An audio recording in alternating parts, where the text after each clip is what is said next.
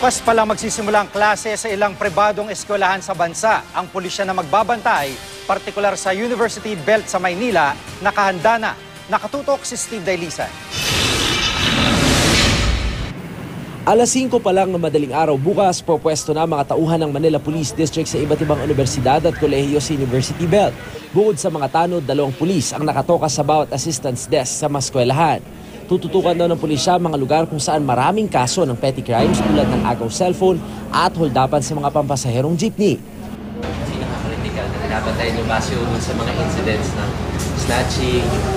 Dito po sa may parte ng Espanya, Pinobal, yung Lerma, yung Enreyes, yung Rector, Ligarda. Humingi na raw ng augmentation ng MPD sa NCRPO. Kukulangin daw kasi ang mga tauhan nila na roronda sa mga magkakadikit na eskwelahan. Pati raw kasi mga posibleng rambulan, babantayan nila. Nananawagan din sila sa mga security personnel ng mga universidad na maging alerto. Dapat daw sa entrance pa lang, maharang na nila mga may dalang baril o patalim. Isang organisasyon din daw ang binuo ng mga school administrator at mga negosyante sa U-Belt bilang tulong sa mga pulis sa pagsugpo ng krimen. We have a system of reporting because we really need the data.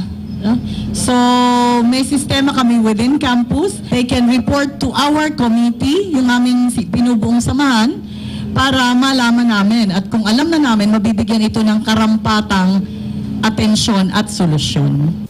Handa rin daw mga establishmento na bigyan ng mas mabilis na access sa mga pulis sa kanilang mga CCTV kung kinakailangan.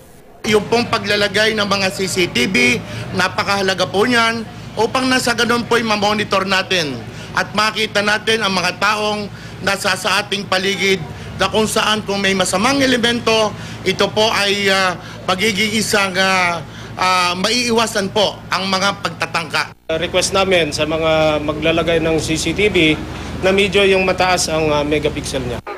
Nakatutok din ang MMDA sa pagbubukas ng klase bukas. Magde-deploy daw ang ahensya ng 1,000 constable para sa inaasahang pagbigat ng daloy ng trapiko. Sa mga estudyante at magulang naman, mas maiging agahan daw ang pagpasok lalo na sa mga lugar na madalas mag-traffic tulad ng Katipunan Avenue sa Quezon City, U-Belt sa Maynila at Ortigas sa Mandaluyong. Nagbabala rin ng MMDA na itoto ang mga sasakyang nakaparada sa no parking zones. Steve Dailisa, Nakatutok, 24 Oras.